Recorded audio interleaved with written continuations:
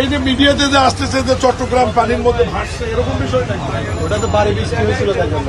মোবাইলে দেখছেন, আপনি চোখে দেখেছেন, তাহলে এগুলা খাওয়া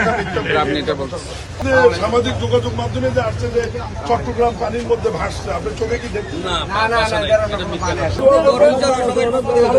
দোয়া করবে যে মহান আল্লাহ যেন আমাকে সুস্থ রাখে, দীর্ঘায়ু দান করে। ওই যে সেনাবাহিনী কাজ করার কিছু বাদ দিয়েছে, তো হাতগুলো খুলে ফেললে একদম আল্লাহ। এই যে মিডিয়াতে যে আসতেছে যে চট্টগ্রাম পানির মধ্যে ভাসছে এরকম বিষয় নাকি? ওটা তো বাড়ি বৃষ্টি হয়েছিল তার জন্য। না, এরকম না। পুরো চট্টগ্রাম সম্বন্ধে কি ধারণা আপনার? কোথায় এরকম কি পানির মধ্যে চট্টগ্রাম ভাসতেছে? আমি মন্ত্রী, ঢাকা থেকে আসছি। মোবাইলে দেখছেন, আপনি চোখে দেখেছেন, তাহলে এগুলা খাওয়াটা আপনি কি এখানকার দোকানদার? এদিকে আসেন তো। এই যে মিডিয়াতে যে সামাজিক যোগাযোগ মাধ্যমে যে আসছে যে চট্টগ্রাম পানির মধ্যে ভাসছে, আপনি চোখে কি দেখছেন? তাহলে আপনাদেরকে তো সচেতন হতে হবে, প্রতিবাদ করতে হবে। এবং মেয়র সাহেব দায়িত্ব নেওয়ার পর থেকে 25 সাল 26 সাল এখন তো ওই জলাবদ্ধতা নাই। আমি আপনাকে একটা কথা বলি, ধরেন 100, 150, 200 মিলিমিটার বৃষ্টি যদি হঠাৎ হয়, কিছুক্ষণ তো পানি থাকবে। হ্যাঁ, এটা তো জল জট। আপনার তো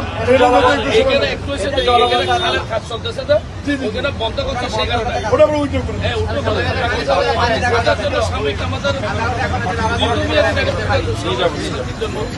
পরিষ্কার করে নিতে হবে। 220 পানি উঠেছে, কোন জায়গায় পানি উঠেনি গতবার, কিন্তু আমি আপনাকে স্পষ্ট বলতে চাই, তাহলে যেখানে 220 পানি উঠেনি গত বছর, ইনশাল্লাহ আমরা আশাবাদী এবারও 220 অথবা তার উপর হলেও পানি উঠবে না ইনশাল্লাহ।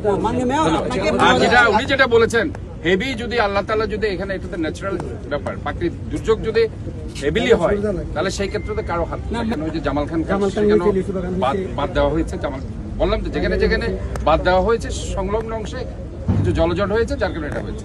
তো সেই ক্ষেত্রে যারা সেখানে আছে আমরা তাদের সাথে কথা বলবো, কথা বলে যদ্দূর পারা যায় আমরা অবশ্যই সার্বিকভাবে তাদেরকে সহযোগিতা করতে চেষ্টা করবো। গত বছর জলাবদ্ধতা আপনারা দেখেছেন, গতবার 60, আমি কিন্তু স্ট্রেট কাট কথা বলছি, গত বছর 60 জলাবদ্ধতা কমে দেওয়া হয়, যেটা 30 বছরের একটি সমস্যা ছিল চট্টগ্রাম শহরের। আওয়ামী লীগের সময় 24 সাল পর্যন্ত তারা সেটা পারেনি। ইনশাল্লাহ 16 থেকে 18 মাস আমি এই মেয়রের দায়িত্ব নিয়েছি। গত বছর 60% জলাবদ্ধতা কমিয়ে দেওয়া হয়েছে। সিডিএ, আর্মি, পানি উন্নয়ন বোর্ড এবং অন্যান্য সমস্ত যে সার্ভিস ওরিয়েন্টেড অর্গানাইজেশন চট্টগ্রামে আছে সবার সাথে সার্বিক সমন্বয়ের মাধ্যমে। স্বাভাবিক যে বিষয়টা আমি বলি, বিশেষজ্ঞদের দ্বারা ডিজাইন করা যে খালের বিষয়গুলো এবং আমাদের যে জলাবদ্ধতা নিরসনের যে ডিসিশনগুলো এবং আমাদের সুইচ গেটগুলো সব মিলিয়ে আমরা যে পরিস্থিতির মধ্যে আছি, স্বাভাবিক বৃষ্টি হলে জলাবদ্ধতা হবে না। যেভাবে মিডিয়াতে নিউজটা এসছে, সামাজিক যোগাযোগ মাধ্যমে, ওইরকম জলাবদ্ধতা আমি এসে দেখিনি। এবং রাতে আমি বক্তব্য বলেছি যে চট্টগ্রাম পানির মধ্যে ভাসছে না। অনেকে ট্রোল করে বলেছেন যে মাননীয় মন্ত্রী চশমার সমস্যা আছে, চোখে কম দেখেন, কিন্তু আপনারাও তো আমার সাথে কাল থেকে ছিলেন, আজকেও আছেন। আপনাদের কাছে আমি প্রশ্ন রাখতে চাই যে আজকে তো কোথাও আপনারা জলাবদ্ধতা দেখেন।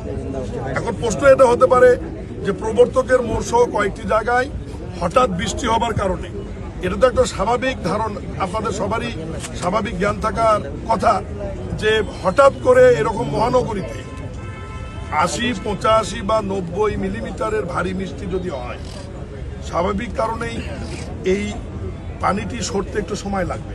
এটাকে আমরা জলাবদ্ধতা বলবো না, এটা আমরা জট বলবো। জলাবদ্ধতা কোনটা হবে? 3 দিন 4 দিন ধরে পানি নামছে না।